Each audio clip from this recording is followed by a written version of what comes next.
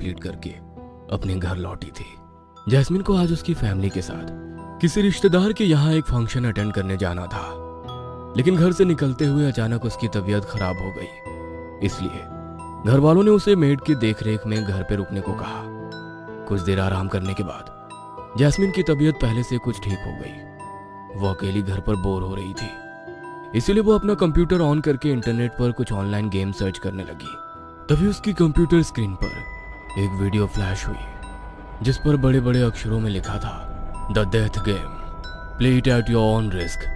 Jasmine ने excited होकर तुरंत ही उस वीडियो को प्ले कर दिया और बड़े ही ध्यान से उस वीडियो को देखने लगी। जैस्मिन को हमेशा से ही आत्माओं की दुनिया के बारे में जानने की बड़ी दिलचस्पी रहती थी, इसीलिए अक्सर ही वो अपने कॉलेज में भी अपने दोस्तों के साथ ऐसे ही हॉन्टेड गेम्स खेला करती थी। इसलिए उसने उस गेम को देखकर अकेले ही उसे खेलने का मन बना लिया।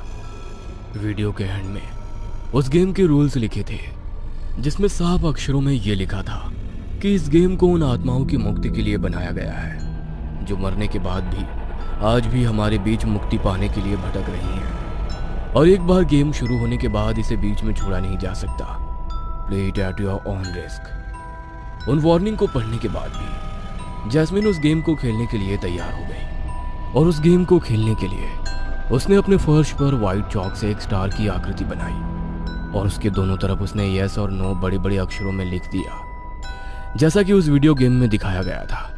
तभी उसे याद आया कि इस गेम को खेलने के लिए उसे एक डॉल भी चाहिए, जिसके जरिए वो उन आत्माओं से बात कर सके। वो उठी और उसने अपने बिस्तर पर रखी अपनी डॉल को उठाया और उसे उस स्टार के बीचों बीच ले जाकर रख दिया। अगले रूल के अकॉर्डिंग उसने अपने सर से अपने कुछ बालों को तोड़ा और एक कपड़े में लपेटकर उसे उस डॉल के हाथ पर बांध दिया, और एक चाकू से अपनी उंगली पर हल्का सा घाव करके उसने अपने खून को उस डॉल पर टपका दिया और अपनी आंखें बंद करके वीडियो में दिखाए गए एक मंत्र को बार बार बड़बड़ाने लगी। कुछ ही देर में उसे अपने कमरे में कुछ अजीब सी हलचल सुनाई दी, मानो कोई तेज कदमों से उसके कमरे में इधर से उधर दौड़ रहा हो। उस हलचल से जैस्मिन का मन अचानक थोड़ा घबरा गया, लेकिन गेम के रूल्स के अकॉर्डिंग वो अपनी आंखें बंद कर लगातार उस मंत्र को बड़बड़ाती रही। तभी उसे अपने शरीर पर एक बहुत ही ठंडी सी हवा महसूस हुई और उन कदमों की आ रही तेज आवाज अचानक से बिल्कुल शांत हो गई, और उस आवाज के शांत होते ही जैस्मिन ने आखिरी बार वो मंत्र बोलकर अपनी आंखें खोली और फिर से अपने खून की कुछ बूंदों को उसने उस डॉल पर डाल दिया, और गेम के रूल्स के अकॉर्डिंग आत्माओं से बात करने के लिए उसने उस डॉल की तरफ देखते हुए कुछ सवाल पूछने शुरू किए। क्या इस समय मेरे आसपास कोई ऐसी आत्मा मौजूद है जो मुझसे बात करना चाहती हो? जैस्मिन के इतना पूछते ही वो डॉल अपनी जगह से घसीटती हुई यस के लाइन पर जाकर रुक गई। ये देखकर जैस्मिन बहुत एक्साइटेड हो गई, लेकिन अंदर ही अंदर अब उसे एक डर भी सताने लगा। तभी उसने वहां मौजूद उस आत्मा से अगला सवाल पूछते हुए कहा, क्या तुम एक लड़की हो? इस सवाल का जवाब भी जैस्मिन को हाँ में मिला, तो वो समझ गई कि ये भटक रही आत्मा किसी लड़की की है। जैस्मिन चाहती थी कि जिस उद्देश्य से इस डेथ गेम को बनाया गया है वह जल्द से जल्द उसे पूरा करे, इसीलिए उसने उस आत्मा से अगला सवाल पूछते हुए कहा, क्या तुम चाहती हो कि तुम्हें मुक्त कराने के लिए मैं तुम्हारी मदद करूं? जैस्मिन को लग रहा था कि इस बार भी उस आत्मा का जवाब यस में मिलेगा, लेकिन ये सवाल पूछते ही वो डॉल घसीटती हुई नो के लाइन पर जाकर रुक गई। उसके जवाब को सुनकर जैस्मिन को कुछ अजीब सा महसूस हुआ, इसलिए उसने उस आत्मा से कनेक्शन तोड़ने के लिए उस वीडियो में बताए गए मंत्र को तेज आवाज में बोलना शुरू किया। तभी कुछ ही देर में उसे अपने कमरे में हो रही सभी हलचलें महसूस होनी बंद हो गई। उसे लगा कि गेम के रूल्स के अकॉर्डिंग वह आखिरी मंत्र बोलने से शायद अब सब कुछ नॉर्मल हो गया है और वो आत्मा भी अब वहां से चली गई है। इसीलिए उसने एक गीले कपड़े से जमीन पर बने उन सभी लाइंस को मिटा दिया और अपनी डोल को बाथरूम में वॉश बेसिन में ले जाकर उसे अच्छे से धोने लगी। तभी उसे ऐसा लगा कि कोई उसके पीछे खड़ा होकर लगातार वॉश बेसिन पर लगे शीशे से उसे घूर रहा हो। उसने हिम्मत करते हुए जैसे ही शीशे में देखा तो शीशे में अपने आप को देखकर डर के मारे उसकी चीख निकल गई। शीशे में बने दर्पण में उसने देखा कि उसके शरीर पर जहरीले सांप और बिच्छू लिपटे हुए हैं और उसने चिल्लाते हुए अपनी डॉल को फेंका और अपने शरीर को बुरी तरह से झाड़ने लगी। उसकी चीख सुनकर सर्वेंट रूम में सो रही उसकी मेड दौड़ती हुई उसके पास आई। उसने देखा कि बाथरूम के फ्लोर पर जैस्मीन बेहोश पड़ी है। उसने उसके चेहरे पर पानी छिड़का और उसके बिस्तर पर ले जाकर उसे सुला दिया। कुछ देर बाद एक हल्की सी आवाज से जैस्मीन की नींद टूट गई। तभी उसकी नज़र उसके पास रखी उसी डॉल पर पड़ी जिसे उसने डर के मारे अपने बाथरूम में फेंक दिया था। उस डॉल को अपने बिस्तर पर देखकर जैस्मीन के पसीने छूट गए। तभी उसे अपनी आंखों के सामने किसी परछाई के होने का एहसास हुआ। उसने हिम्मत करते हुए जैसे ही उसकी ओर देखा तो डर के मारे उसकी आत्मा सिहर उठी। उसकी आंखों के सामने हूबहू उसी की तरह कपड़े पहने हुए एक लड़की खड़ी थी। जैस्मीन ने उसका चेहरा देखने के लिए जैसे ही अपनी नजरें उठाई तो उस लड़की के हाथों में जैस्मीन का कटा हुआ सर था। अपनी आंखों के सामने इतने भयानक दृश्य को देखकर वह बेहद बुरी तरह से चीखने लगी। तभी अचानक उसकी आंखें खोली और उसे एहसास हुआ कि वो महज एक बुरा सपना देख रही थी। चैन की सांस लेकर वो फिर से सोने की कोशिश करने लगी। अगले दिन जब उसकी आंख खुली तो उसकी मेड उसके लिए टेबल पर नाश्ता लगा रही थी। उसने नाश्ता करने के लिए जैसे ही कैसरोल को खोला तो उसमें जिंदा कीड़े रेंग रहे थे और वो पूरा कैसरोल बुरी तरह खून से सना हुआ था। उसने हड़बड़ाहट में उस कैसरोल को टेबल से नीचे फेंक दिया। उस तेज आवाज को सुनकर उसकी मेड जैसे ही वहां आई तो उसने देखा कि जैस्मीन जमीन पर गिरे उस खाने को देखकर बुरी तरह से डर से चिल्ला रही है। उसने जैस्मीन को शांत करने के लिए अपने सीने से लगाया। तभी जैस्मीन को उसकी मेड का चेहरा किसी भयानक आत्मा की तरह दिखाई देने लगा। उसने जोर से अपनी मेड को धक्का मारा और भागती हुई अपने बिस्तर पर खुद को कंबल में भींच कर लेट गई। कुछ देर बाद जब उसके पेरेंट्स घर पर आए तो उनकी मेड ने उन्हें जैस्मीन की हालत के बारे में बताया।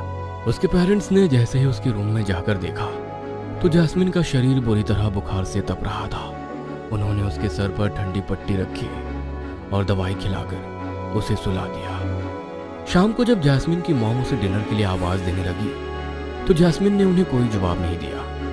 इसलिए उसकी मॉम खाना लेकर उसके कमरे में चली गई। लेकिन उसकी मॉम ने जैसे ही उसके कमरे का दरवाजा खोला तो जैस्मीन की हालत देखकर उनके पैरों तले से जमीन खिसक गई। जैस्मीन का पैर डॉग ब्रूनो, जिसे वो खुद से भी ज्यादा प्यार करती थी, उसी के मांस को वो बड़ी ही बेरहमी से नोच नोच कर खा रही थी। ये देखकर उसकी मॉम के हाथों से खाने की प्लेट छूटकर नीचे गिर गई। तभी जैस्मीन अपनी भयानक लाल आंखों से अपनी मॉम की तरफ देखने लगी और बड़े ही भयानक तरीके से हंसते हुए ब्रूनो के मांस को खाने लगी। उसकी हालत देखकर उसकी मॉम समझ चुकी थी कि जैस्मीन के शरीर पर किसी बुरी आत्मा ने कब्जा कर लिया है। इसलिए वो उसके रूम को लॉक करके वहां से भाग गई। उन्होंने देर न करते हुए पास ही के चर्च के फादर थॉमस को अपने घर पर बुलाया।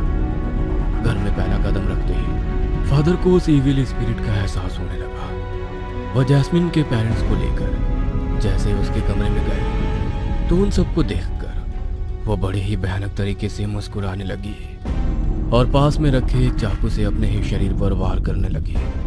उसकी हालत देखकर फादर ने उसके शरीर पर हॉली वाटर छिड़क दिया जिससे वो अचानक ही बेहोश होकर जमीन पर गिर पड़ी। लेकिन जैसे ही फादर ने जैस्मीन को ब्लेस करने के लिए उसे छूने की कोशिश की तभी उसने बड़ी ही ताकत से फादर के गले को पकड़ लिया। ये देखकर फादर और उसके पेरेंट्स बुरी तरह घबरा गए। तभी उस आत्मा ने बड़े ही अजीब आवाज में फादर से कुछ ऐसा कहा जिसे सुनकर फादर के होश उड़ गए और जैस्मीन ने खुद ब खुद ही फादर के गले को छोड़ दिया और बुरी तरह हंसने लगी। फादर ने घबराते हुए उसके पेरेंट्स से कहा, यह कोई मामूली आत्मा नहीं बल्कि शैतान है, शैतान जिसे आपकी बेटी ने ही अपने शरीर में प्रवेश करने की आज्ञा दी है।